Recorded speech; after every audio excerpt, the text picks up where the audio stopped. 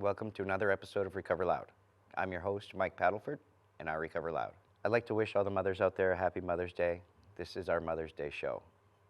Our guest today, Katie Robbins, is a mother of 4 and has done the work to bring her family back together. Katie says that her recovery journey has allowed her to be a present and healthy parent to her children.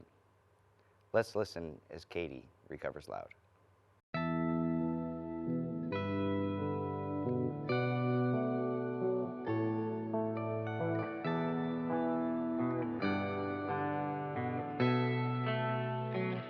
Doesn't matter where you come from, it's alright. Yeah, yeah. It doesn't matter where you come from, it's alright. Yeah, yeah. It doesn't matter where you come from, it's alright. I came up from the bottom of a bottle with rebels and desperados. It was long days and hard nights, but I had to struggle for my dream, cause nobody else could see it. I was no one to turn to somebody with just a little faith. There's nothing I can achieve. Yeah, I was going the wrong way and then I turned right. But if I could be anybody, I wanna be me. Cause it don't matter where you're from, only matter where you going. Nobody giving me none, I'm placing a bet on myself and I'm all in. I got the mind of a broke man, mixed with the heart of a lion. I'ma keep giving my all cause that's just who I am. Yeah, I'm a different breed, sprouted from a gifted seed, turned into a problem child, that was just my destiny. But if I could be anybody, I wanna be me. Yeah, I just wanna be. I'm Katie Robbins, and I recover loud. Welcome back to another episode of Recover Loud. Tonight we're sitting with Katie Robbins from Wyndham. Welcome, Katie. I'm glad to have you here today. Hey, Mike. Thanks. Glad to be here. So, Katie, you run a Facebook group, Rise and Grind Recovery. I do. And you are a certified recovery coach as well as a CADC, correct? Correct. I just got my CADC, and I've been recovery coaching now for probably about 2 years. Great. What else is it that you're doing in your personal life? What are you doing? What have you started? So I have the group Rise and Grind Recovery. We've also taken it to a nonprofit level. We offer recovery coaching, recovery coach supervision, and peer support groups. I also just began working with Maine Prisoner Reentry Network to coach in the jails, so I'm doing that. And then I do Saturn Rising Consultations, which is a spiritual consultation firm that I am in the process of starting up. So, Katie, your recovery involves spiritual practices. It does. How has that helped you? So it has helped me tremendously. When I was growing up, I struggled with religion. My family is very religious. And that was a hard pill for me to swallow. I couldn't believe in that. I couldn't feel it. It just wasn't it for me. So once I got into recovery, I started to really, someone gave me crystals is how it started.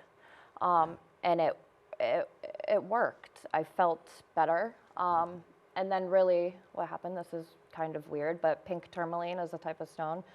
I got one at the store and I had put it in a necklace, and pink tourmaline, what it does is it takes your self-doubt and the negative self-talk and the negative things you do and say to yourself and transforms that into self-love and care and just all of that. So, and that really was transformative from me, and it made me feel that way. It made me that self-doubt turned to positive self-talk and positive daily practices.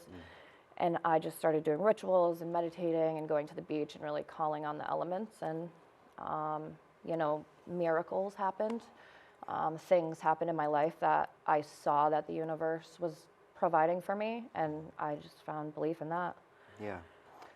And, we all, when we're using, we don't put faith in anything really.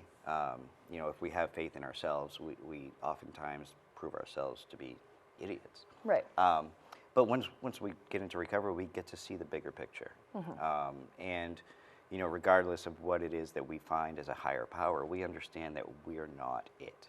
Oh, absolutely.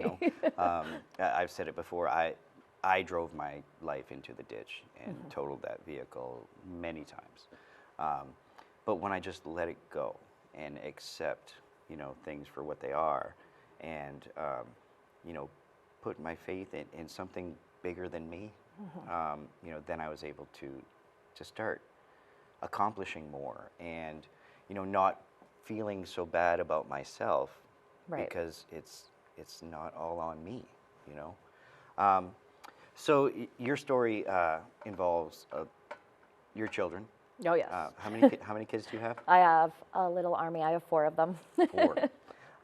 And this is our Mother's Day weekend show. So I do want to celebrate you as a mom.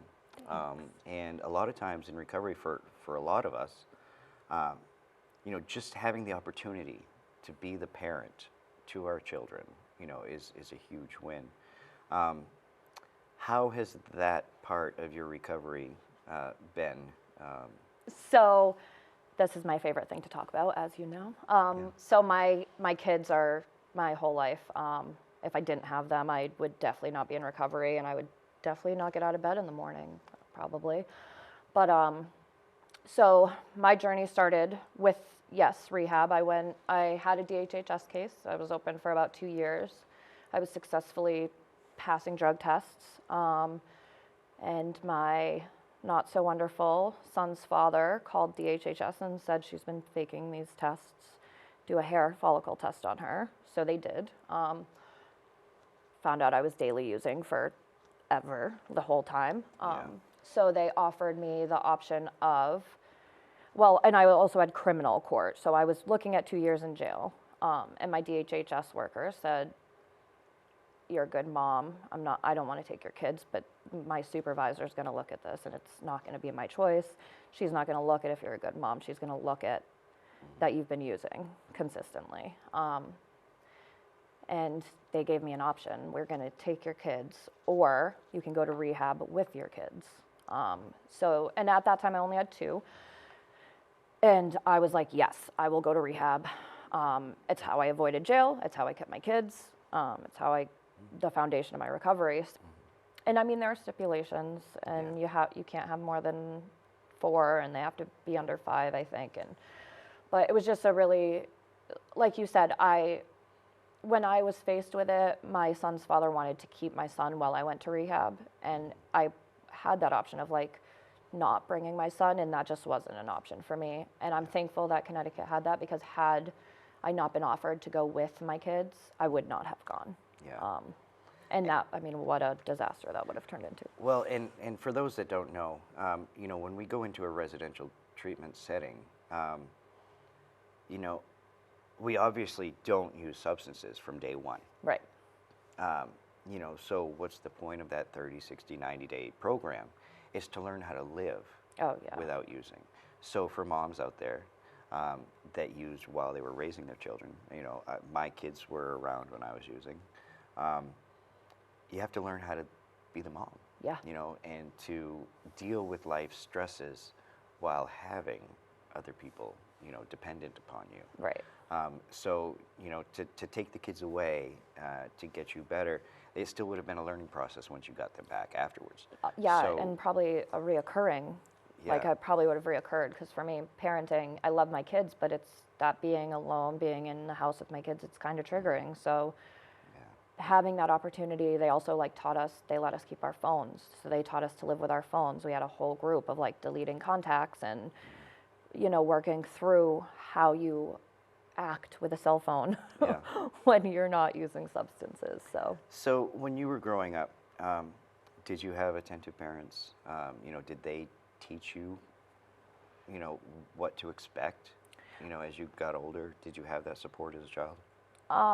So I had support. Yes, I had support. I have a different story than some folks. I came from a really decent family. There was no substance use. I have an uncle that's been clean off cocaine for 60 years. And I think amazing. he's the only person in my family that's done really too much besides myself, and I have a sibling too. But so outside of my brother and my uncle, which didn't have issues like me, there was really none of that. So I was blessed in the way that my family is not supportive of substance use, so when I use substances, they kind of backed off, like, what are you doing? Don't come around, just, which was really helpful because it taught me independence. However, the flaw was I didn't know substance use existed. I didn't know DHHS existed. I didn't know people could take your kids. I didn't know you could die from drugs. Like, these are not things that I knew. Yeah. So where my childhood was good, I also had an entire lack of knowledge for an entire world that it was so fascinating when I found it. So Yeah, so then obviously when something happens and you're unprepared to deal with it, and you've learned the coping mechanism, you know, I can use and not feel this, right, you know, it's a dangerous cycle. it is. So do you think, had you known any more, would it have changed anything about your... Probably not. Right. I might have been a little more aware of what I was doing.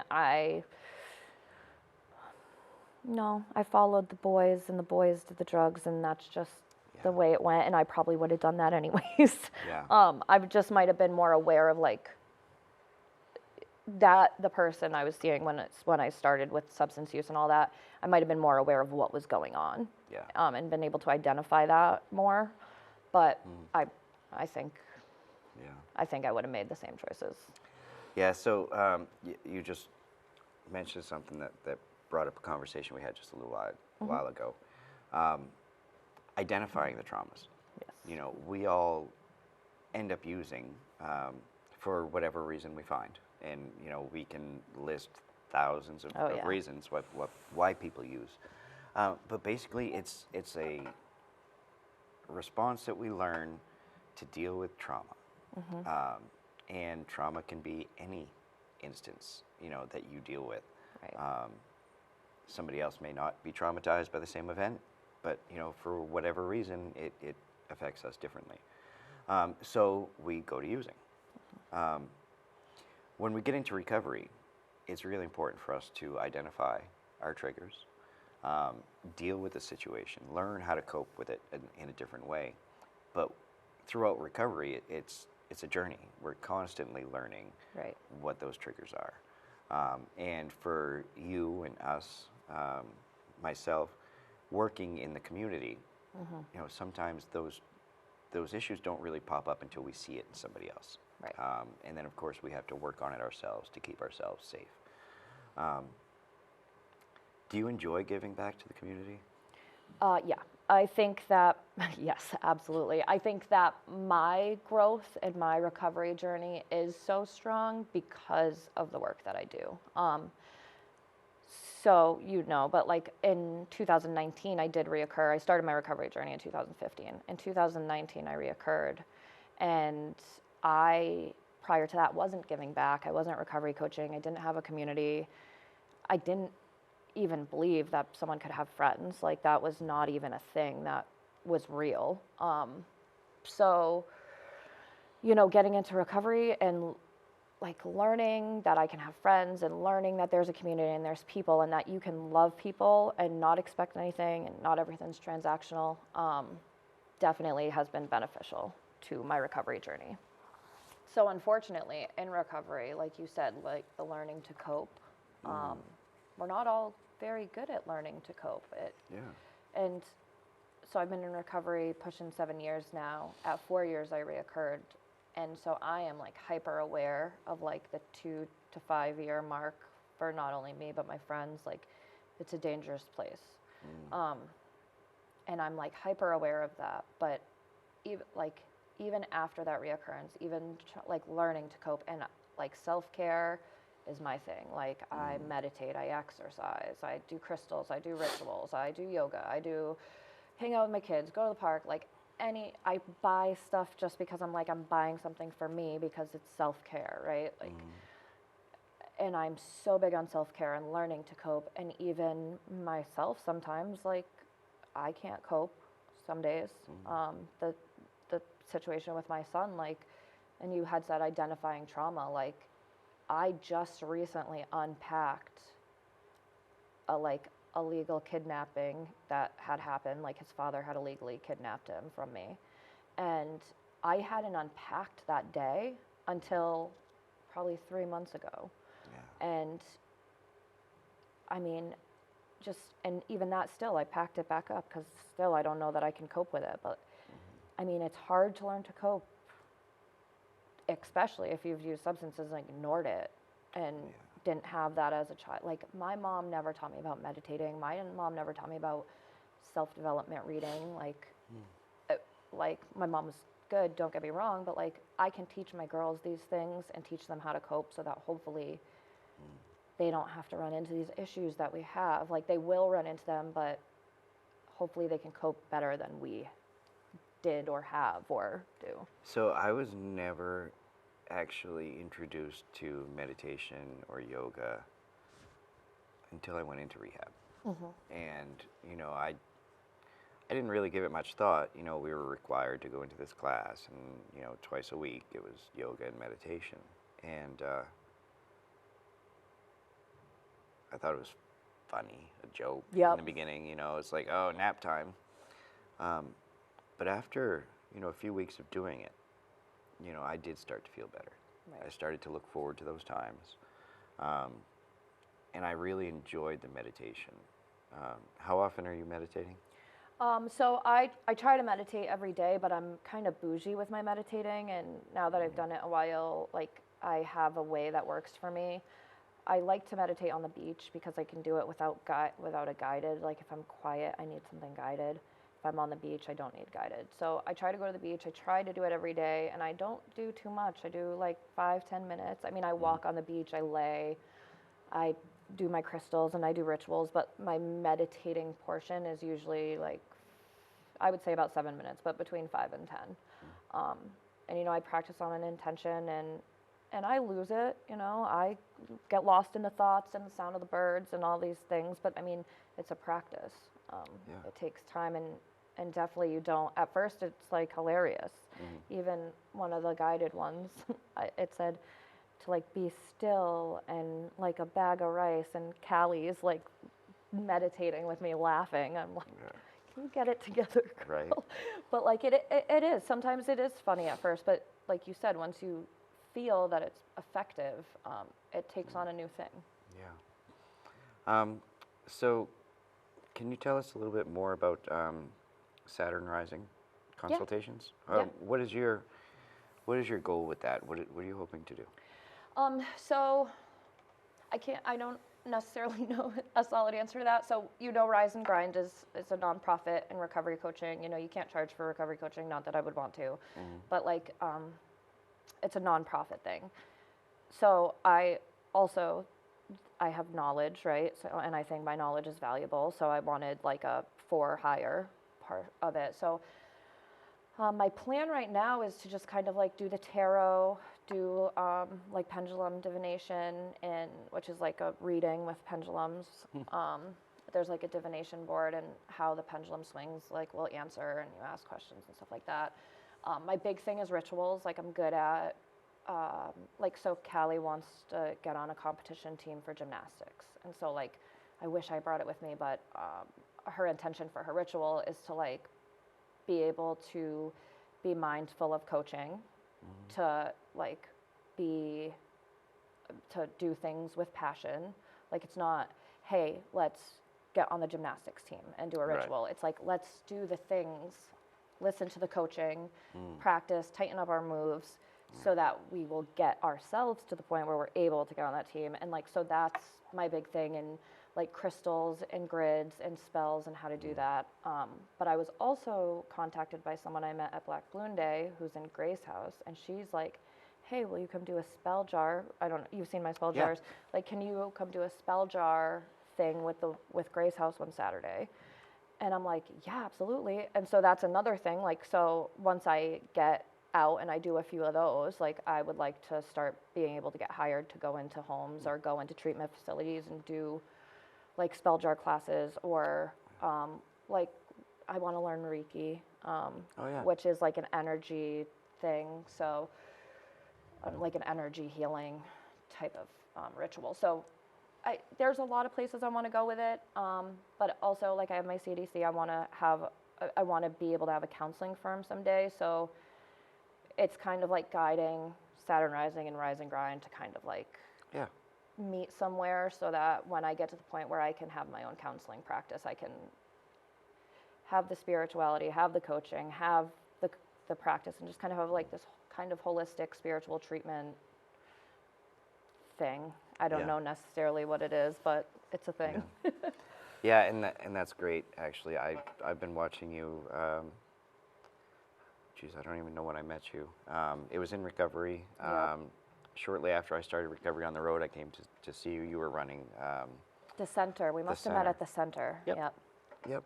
And we'd met on Facebook before Right. that, but you know, you're definitely somebody that's grinding Yeah. for recovery. You Yes. really are. And you know, I see it every day. And you know, one thing. I mean, even creating this show, a lot is I try to show the beauty of recovery. Yeah. Well, and it's so beautiful if you can harness that and believe in it.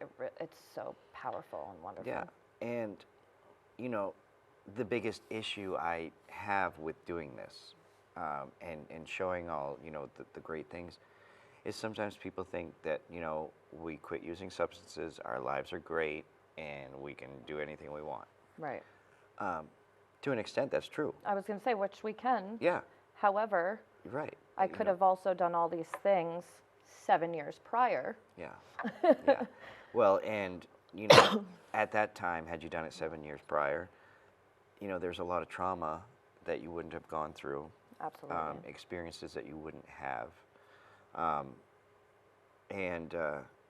So today, doing all these things, we have all that trauma to deal with. And, just remaining aware that, we don't recover.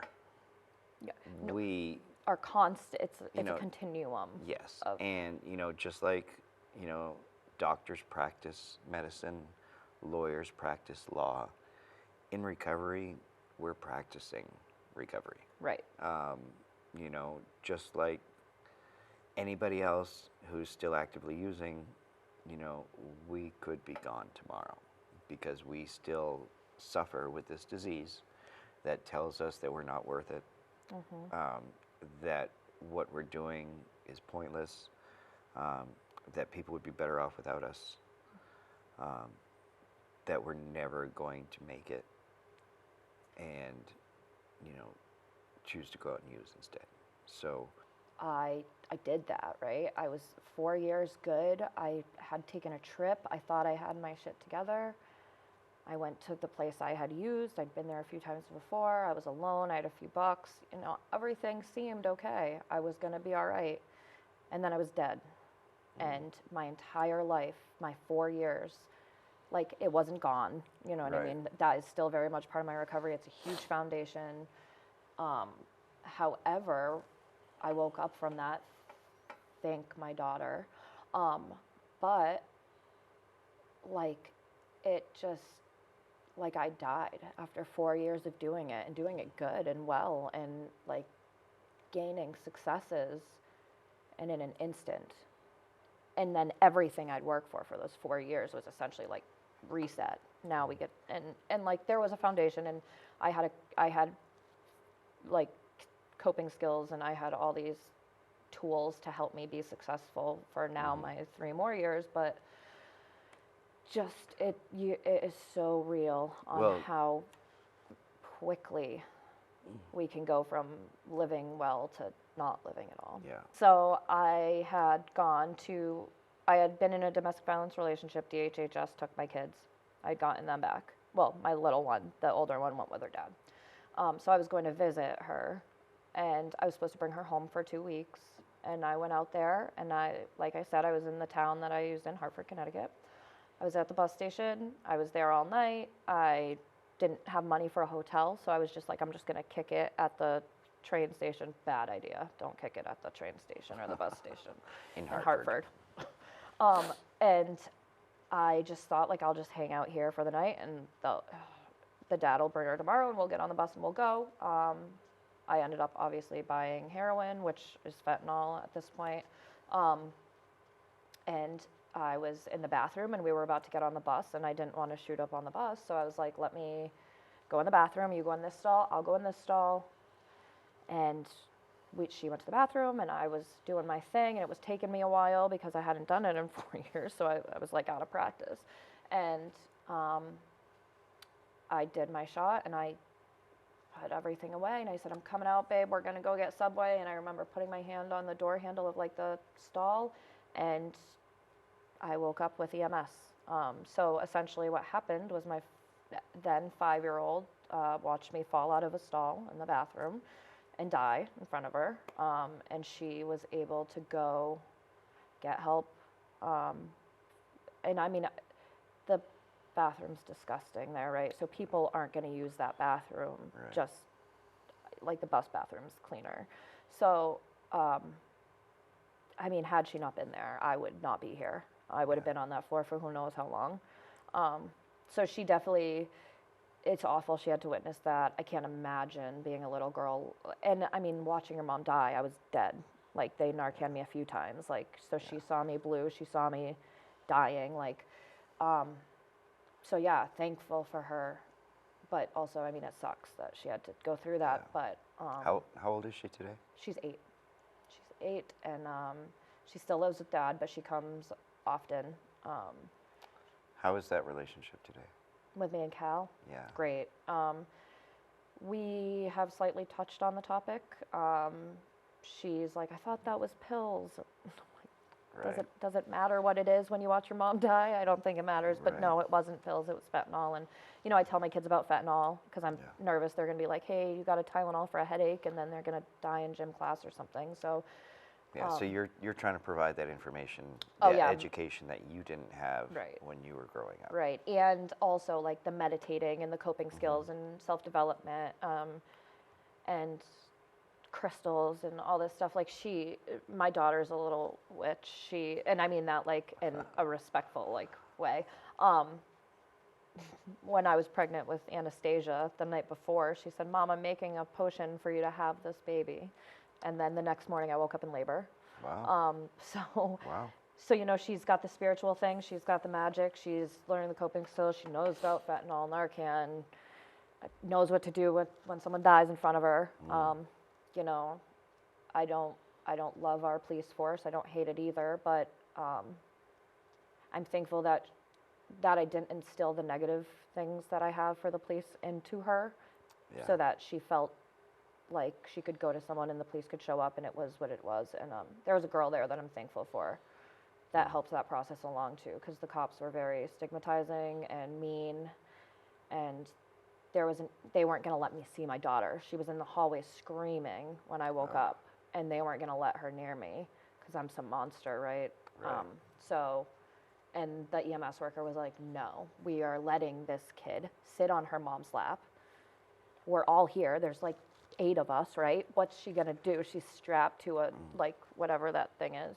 But she let me have my kid with me, and that was huge. Thanks for joining us for another episode of Recover Loud. You can watch us on YouTube at Recover Loud.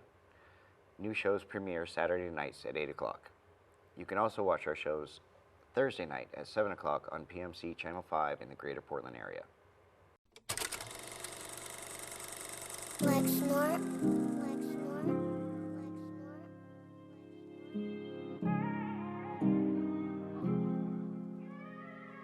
So every time I call, you pick up the phone and always reminding me that I'm not alone. And even when I'm scared and my feet are frozen, you help me keep it going like a semicolon. Even if I'm lost, you helping me light the way. And even in the dark, you always keeping me safe. And everything I've lost don't compare to what I've gained. So no matter what it costs, yeah, I'll be willing to pay. Cause every time I call, you pick up the phone and always reminding me that I'm not alone. And even when I'm scared and my feet are frozen, you help me keep it going like a semicolon. So I'ma follow your steps for all of the way. I put my faith in you and walk on the waves. And if I stumble a bit and fall on my face, you come and save me with all of your grace. Yeah, thank God.